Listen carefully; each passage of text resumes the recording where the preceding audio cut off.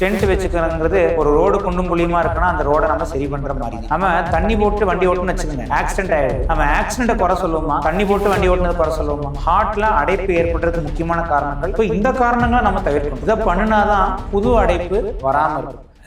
மக்கள் ஸ்டென்ட் வச்சுட்டா எல்லா ப்ராப்ளமும் சரியாயிடும்ல, இனிமேல் எனக்கு பிரச்சனையே கிடையாதுல்ல, காமனாக கேட்குற கேள்வி. இப்போ ஒரு ஹார்ட் அட்டாக்னு வருவாங்க, நடந்தா நெஞ்சு வலிக்குதுன்னு வருவாங்க, இல்லை டிஎம்டி பாசிட்டிவ் மாட்டு அழைச்சிகள் டிஎம்டி பாசிட்டிவ்னு வருவாங்க, ரெட் மில் டெஸ்ட் பாசிட்டிவ், ஒரு ஆஞ்சியோகிராம் பண்ணுவோம், ஒரு தீவிர அடைப்பு ஹார்ட்ல இருக்கும், ஒரு 90-95% அடைப்பு இருக்கும். அந்த அடைப்பை கிளியர் பண்ணி ஸ்டென்ட் வச்சிருப்போம். அதுக்கப்புறம் கேட்குற கேள்வி என்ன, காமனாக இனிமேல் எந்த பிரச்சனையும் வாழ்க்கையில வராதுல்ல. நம்ம என்ன புரிஞ்சுக்கணும், ஸ்டென்ட் வச்சுக்கிறோங்கிறது ஒரு ரோடு குண்டும் குழியுமா இருக்குன்னா அந்த ரோட நம்ம சரி பண்ற மாதிரி தான். ஹார்ட்ல அடைப்பு ஏற்படுறதுக்கு முக்கியமான காரணங்கள் சர்க்கரை நோய், பிபி ரத்த கொதிப்பு, கொலஸ்ட்ரால், உடல் பருமன் ஒபிசிட்டி, மனப்பருமன் மென்டல் ஸ்ட்ரெஸ், ஸ்மோக்கிங் ட்ரிங்க்ஸ். நம்ம தண்ணி போட்டு வண்டி ஓட்டுன்னு வச்சுக்கோங்க, ஆக்சிடென்ட் ஆயிடுது. நம்ம ஆக்சிடென்ட்டை குறை சொல்லுவோமா, தண்ணி போட்டு வண்டி ஓட்டுனது குறை சொல்லுவோமா? ட்ரிங்க்ஸ் பண்ணிட்டு வண்டி ஓட்டுனாலதான் ஆக்சிடென்ட் ஆயிருக்கு. அதே மாதிரி ஹார்ட்ல அடைப்புங்கிறது ஹார்ட் வியாதியால வரதில்லை. அதுக்கு காரணம் சுகர், பிபி, கொலஸ்ட்ரால், உடல் பருமன், மனப்பருமன், டென்ஷன், ஸ்ட்ரெஸ், ஸ்மோக்கிங் ட்ரிங்க்ஸ். இதுதான் காரணம். இந்த காரணங்களை நம்ம தவிர்க்கணும். இதை பண்ணினாதான் புது அடைப்பு வராம இருக்கும். இதை நம்ம கரெக்டா புரிஞ்சுக்கிட்டோம்னா தான் நம்ம பண்ற ட்ரீட்மெண்ட் முழுமை அடையும். ஸ்டென்ட் வச்சனால மட்டும் ஹார்ட் ப்ராப்ளத்தை சால்வ் பண்ண முடியாது. ஹார்ட் ப்ராப்ளம் வர காரணங்களை நம்ம சரி பண்ணாதான் திரும்பவும் ஹார்ட் ப்ராப்ளம் வராம இருக்கும். வராம இருக்கிறவங்களும் அந்த ஹார்ட் ப்ராப்ளம் வரதை தடுத்துக்கலாம். நன்றி, வணக்கம்.